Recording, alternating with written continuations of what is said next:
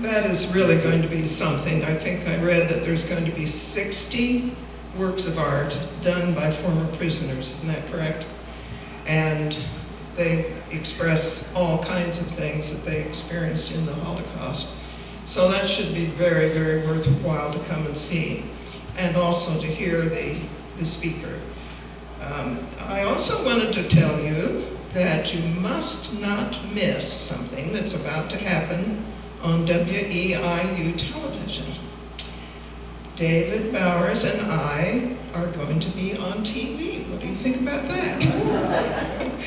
During the wonderful open house we had in April, back in the first part of April 1st actually, WEIU came and filmed many of the events that were happening during that day, and we have had a wonderful turnout. But afterwards he interviewed David and I about the society and about the new museum. And it's going to be, let me get the times here. I have the paper, just a minute.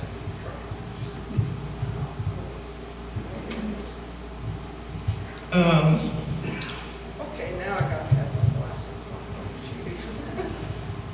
on. Okay. April 26th at 7 a.m. Oh gosh, okay.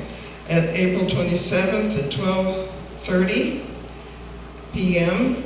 April 30th at 4, May 17th at 7, and May 18th at 12:30 p.m.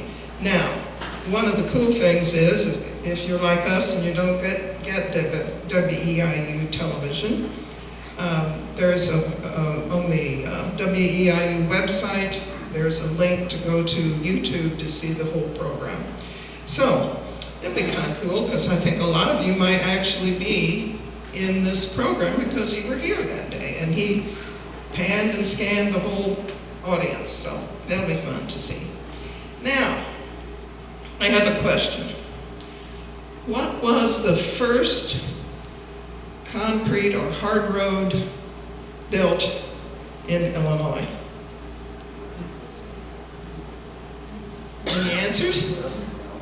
121 in front of this sign. Well, you're close. Yes, probably close to it. I thought somebody would say Route 66, and then I could say, no, it wasn't Route 66. Route 50 between Kankakee and Chicago. You are very close. It was something called the Yellowstone Trail. Anybody ever heard of it? It's built started in 1912. And Route 66 wasn't built until 1926. Then, what Bob mentioned, the very first piece of concrete that was laid in the Moultrie County, if I'm correct in this, was from Sullivan to the Illinois Masonic Home. So that was really maybe even earlier than 1912, I'm not quite sure. But that eventually became Route 121. What's the oldest hard road in Moultrie County, other than that little stretch? Anybody got any idea? Was it a half slab to Kirksville? That was another early one, but the one that I'm thinking of, I'll be just telling you so you all have this treasured bit of information from tonight. Wasn't the road out to the Masonic Home first brick? It was brick. I think that's right, and then it became concrete. Well, the first actual numbered road that was through Moultrie County, that was built by the state through a bond issue, was Route 32 from Cerro Gordo to Windsor, of all places. And then much later they added on to it and went on down to Effingham. And 121 was at first where Route 36 goes across the north part of the county. And then they changed it and moved and built the section that comes down from Decatur through Sullivan and on out towards Greenup and so forth. Anyway, I think we're going to hear a little bit about hard roads tonight, possibly, or at least concrete, or Joe Pound's not here. If I'd used the word cement, that wouldn't have been a good idea, because it's not a cement highway, it's a concrete highway. He's corrected us many times. Anyway, I'm so pleased to be able to introduce to you some very special people. Two sisters who are standing over here in the corner. They are the granddaughters of Earl Walker.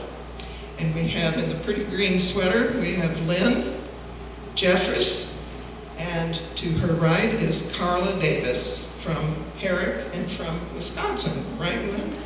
Anyway, we're going to turn this over to them, and let's welcome them.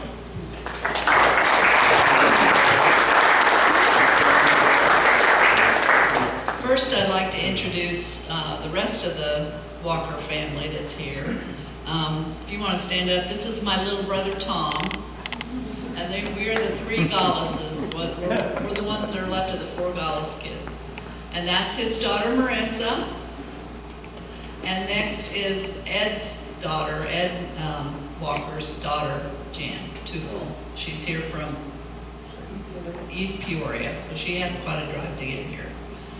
And then my daughter over there is going to be close by in case I need help with the PowerPoint. So, and I'm kind of afraid to walk by that speaker now, but I had planned to stand here. We'll see if we have a feedback issue. Looks like it's going to be all right. Okay. So we're here tonight to talk about the amazing Earl Walker, our grandfather. When we started preparing this presentation, we learned a lot of things we didn't know about him. He passed away when I was about 14, and we didn't spend a lot of time with him, but he was a very memorable person. The information in this presentation comes from his son, Ed Walker, who wrote several things for us, thankfully. Grandson, Scott Walker. Granddaughters, Julie Scott and Jan Tufel. Jan's here tonight. Cousin Nora Rubens. Lynn had the foresight to write to her back in 1988. She was one of the older cousins to see what she could recall about Earl and his family. And she wrote us a lovely long letter with a lot of good information. And then the Historical Society helped us with some things, and the last thing was Grandpa Earl Walker himself was working on his memoirs when he died, and he actually recorded some audio tapes of what happened to him as a young child. He unfortunately didn't get a chance to finish it. It's our loss, but we do have some of that we can share.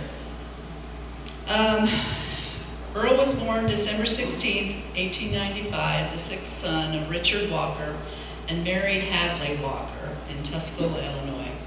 This family would grow to include 8 boys and 2 girls.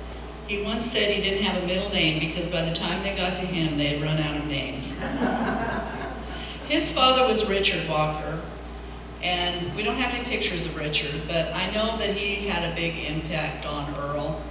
He talked about him to me several times. He was blind. He had a major handicap, but yet he managed to survive with this big family. Richard was almost totally blind, and this came from our cousin Nora Rubens. Richard was almost totally blind from the age of 5, which she understood resulted from a case of measles. She remembered him as a tall, well-built man with a rather large mustache. He was very religious and did not believe in movies, card playing, or dancing. He was a devout Baptist and attended church services morning and night, every Sunday, and Wednesday night prayer meetings. And I'm going to let Earl tell you some of the things that he thought about his dad. Was always poor, probably the poorest person in town. We had always had coffee for breakfast, and as often as not, we had no coffee in the house for breakfast because we had no money to buy coffee that day. But after Dad came home, he always seemed to be able to get enough pennies together to buy a pound of Arbuckle's coffee. About 20 cents it seemed it cost in those days. And it seemed as though it was always my task to get out of bed and go to the little grocery store a half a mile or so away and bring home a pound of coffee. This task was a chore that I hated very much, and one that all my life caused me to always have a supply of groceries available. Had a second-hand store. He was a good second-hand dealer. In his store, should have been made money, but there was a large family, and that took about all he could rake and scrape together. Dad was a singular individual and a real smart man considering his handicaps. And I have another story to tell about his dad, Dick. In studying genealogy, I found an article about him in the Mattoon paper in 1905. January 1st, 1905, he had bought a tank from the Heat, Light, and Power Company, and when he bought the tank for $50, and when he went to bring it home, the manager came out and said that the copper wiring that was attached to the tank didn't go with the deal, and the copper wiring was worth about $300. And so Grandpa Dick said, yes, it did go with the deal. It's staying with the tank, and the manager disagreed with him and wouldn't let him take it. So he got a ladder and climbed up on top of the tank and spent the night, and this was in January, on top of the tank. He didn't get off the tank all night. The next morning, when the workers got there, they started to dismantle the copper wire, and he climbed down off the tank and went uptown and got a lawyer, and they did a writ of replevin and stopped him. And then there were several more articles in the paper about it, but he finally prevailed, and he got to keep the copper wire. So, kind of gives you an idea where we come from. I'm sorry, this is the article.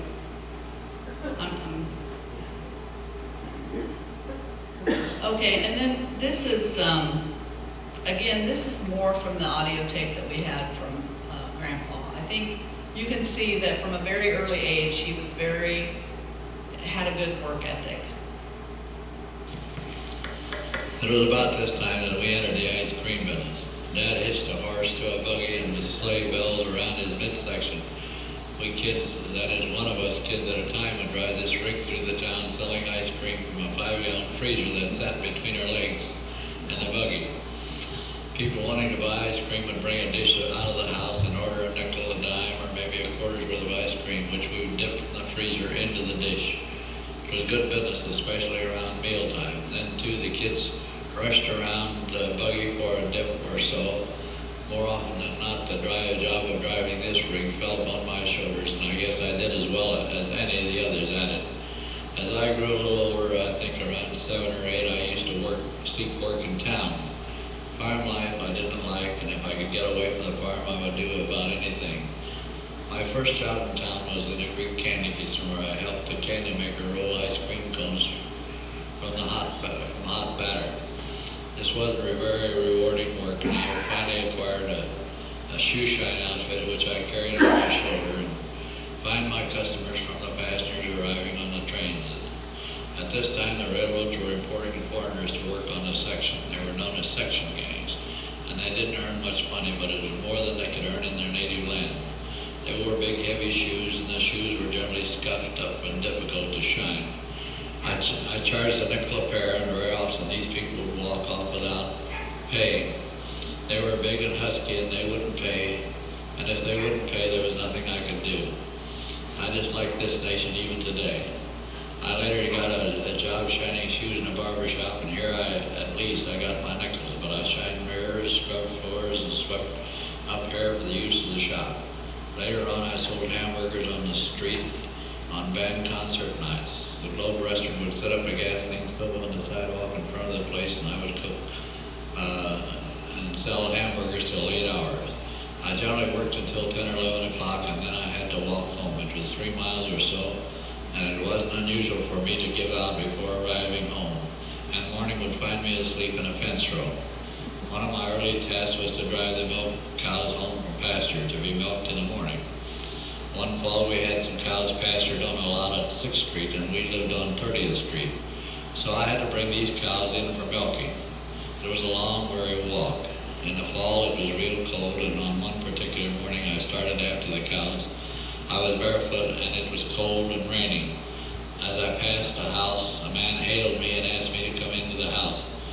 Here he presented me with a pair of warm stockings and an old pair of shoes that I sure appreciated. I never forgot this man. It was the finest gift I had ever had.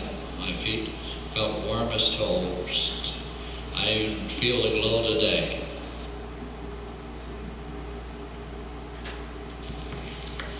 It was No, okay. Well, and here's where I turn it over to my sister Lynn. We're going to start with the very beginnings of the company. In 1913, in Decatur, Illinois, Earl's brother Bill founded the Walker Dray Company. And I looked up the word dray because I had no idea what that meant. Does anyone know what that means? Transportation, taking things from one place to another. By 1923, Bill owned a store in Sullivan located at the corner of Jackson and Main Street, across from the site of the current McDonald's. There's pictures of it.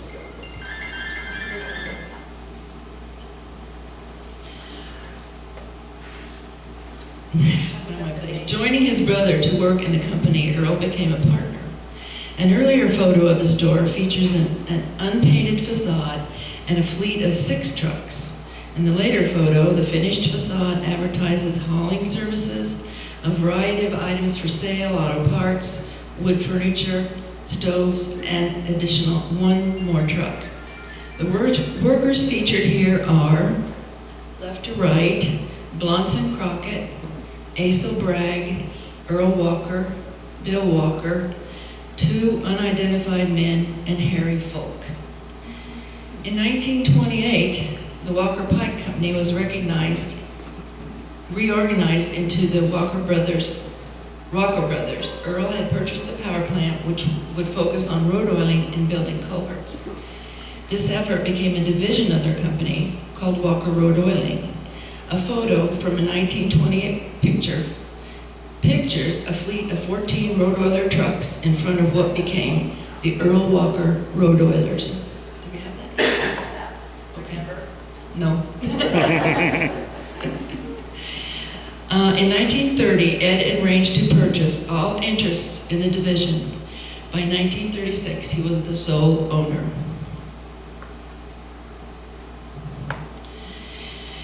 Some of the people that worked for him, one of the important persons that worked for him was Harold Hudson. His nickname was Huddy. He worked as the business manager. He had a prominent desk in front of the office. Due to a deformity at birth and later on an accident where he lost his second leg, he walked with crutches aided by 1 artificial leg and could run as fast as you or me. He was a true and faithful employee, never complained, and had something good to say about everyone. Who wouldn't like him?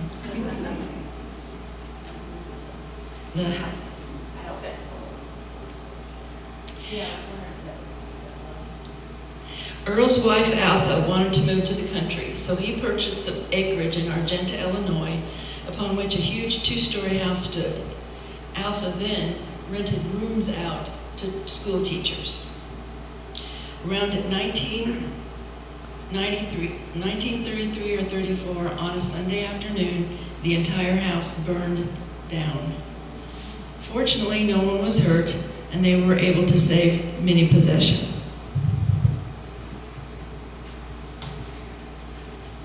When the new, smaller house was built, Earl added a workshop in the back. Since the winter season halted his road oiling business, Earl, basically an inventor, spent many hours working on his ideas and innovations. Another invention was a large punch press used to manufacture corrugated metal culverts. He and his mechanics designed and built an oil spray bar and had it patented. The advantage to this was that the oil spray could be halted at the end of a run instead of dripping around corners or on a stretch of road that didn't need it. His spray bars were manufactured and shipped all over the U.S. and as far away as Australia. That's a picture of his workshop. I think possibly it was the one in Florida. He always was around a workshop. And I'm sure the one in Argenta was very similar.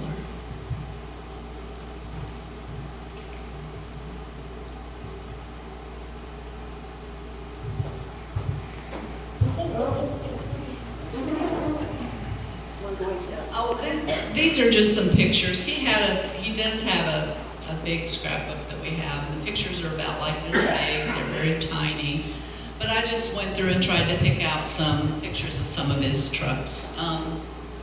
I think this was out at Wyman Lake, it looks like. Boys bathhouse. What? Boys bathhouse. Oh, yeah. And gotta come over here.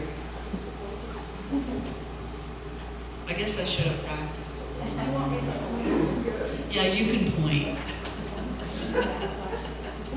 If we need to, I don't know that we need to, but these are just some different trucks. They have good pictures, I thought, and I'm thinking maybe people can, there might be people in the audience that really know what this truck was used for.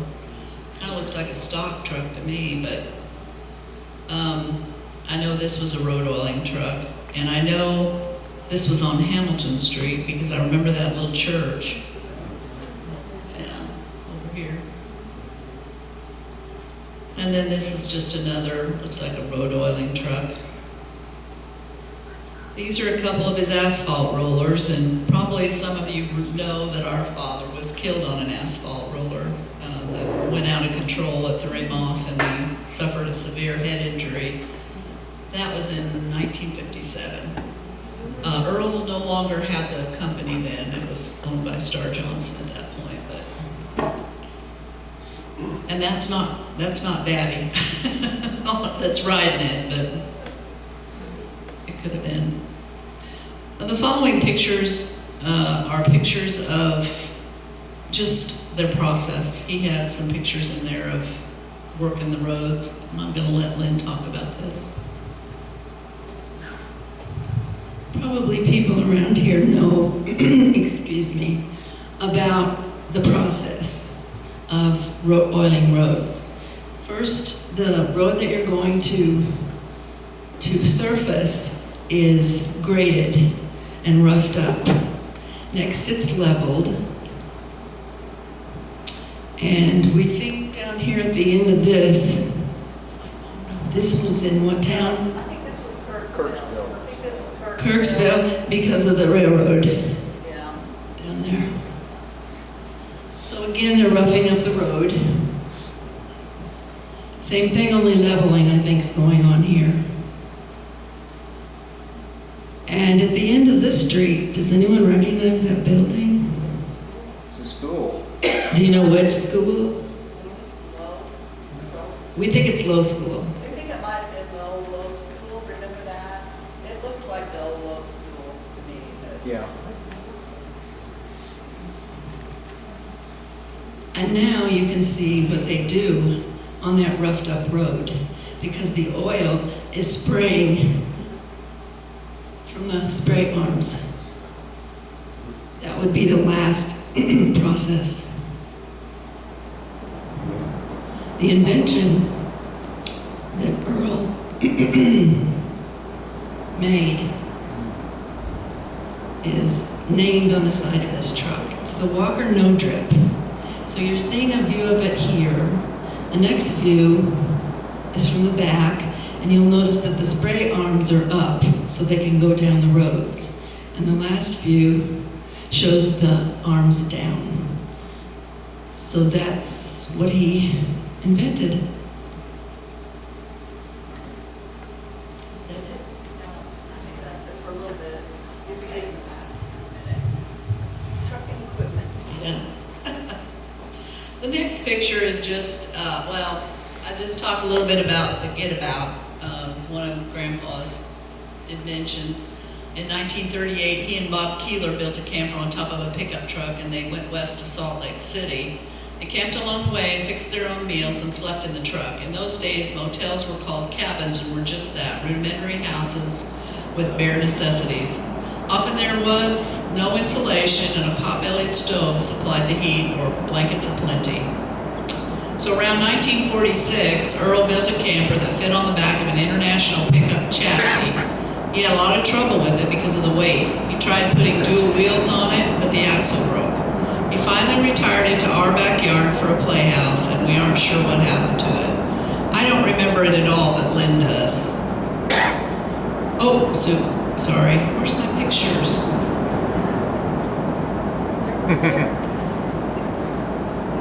Yeah, sorry, I got pictures out of order. This is the Get About. I think it's adorable. On the back of it, he wrote, on the back he's written, he wrote, "The Get About, designed as a vehicle to travel in, sleeps 2 on airformed cushions with cooking facilities and space to carry just about anything needed. Built on a new international pickup truck of 3/4 ton capacity, oversized tires, and complete down to the last detail, including a built-in urinal and water carrying space." And then here's a view on the right-hand side where you can see the bed with the cushions, and that's a heater in the back.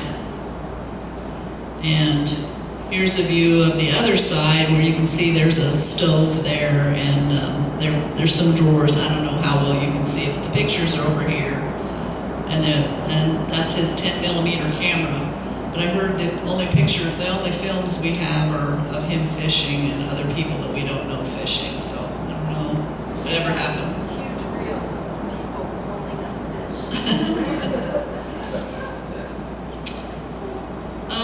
fish. I'm kind of out of order here, but I think I'm out of order. I'm doing the military, right? He was in the military in, I guess I better grab my notes here. Do you want me to talk about it? No, I've got it. 1944, December. Makes Let's sense. see.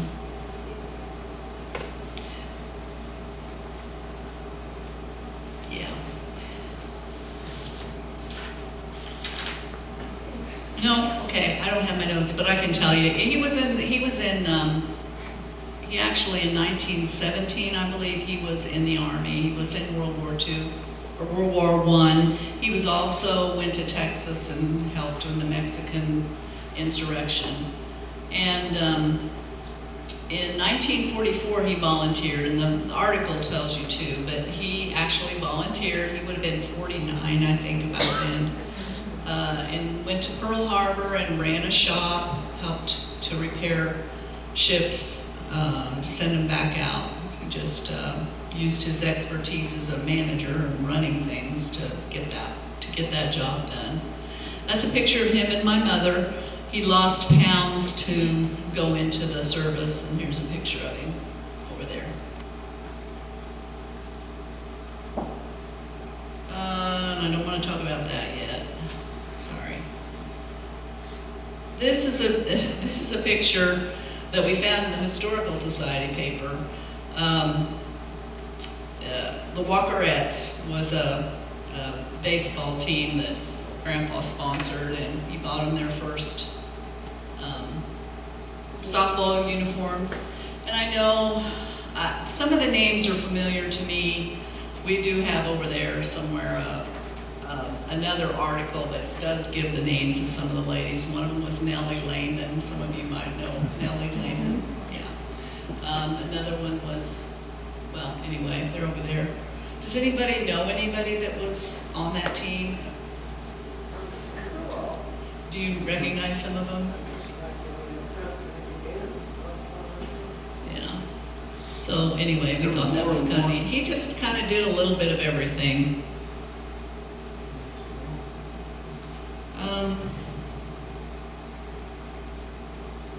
think I want to talk about the recruitment. Did you finish The up? next thing I'm talking about is the company, more about the company. Yeah. Okay. Sorry. During the 30s, if you remember, If you remember, in 1936, he completely owned the company. It was his own. During the 1930s, his business flourished. He employed several people, including his brother-in-law, Ben Peters, his son-in-law, Tommy Gallus, Slick Reynolds, Asel Bragg, Hub Woolen, and Forrest Welch. Others included Bill Pesh, Howard Poland, and Forrest, I already said those names. But Bill oiled roads in the summer. Howard and Tommy worked in the culvert plant. Our Uncle Ed quoted Grandpa Earl as saying that Forrest was the best sign painter I ever had the privilege to watch. Harold Jones, a high school math teacher, worked in the summers in the late 50s and the early 60s. By the 40s, the federal government contracted his company to build all the roads in the Illiopolis Ordnance Plant. He moved as much as 1,000 tons of gravel a day, from rail cars to trucks to highways. I once asked Grandpa how he did during the Depression. He said he wasn't affected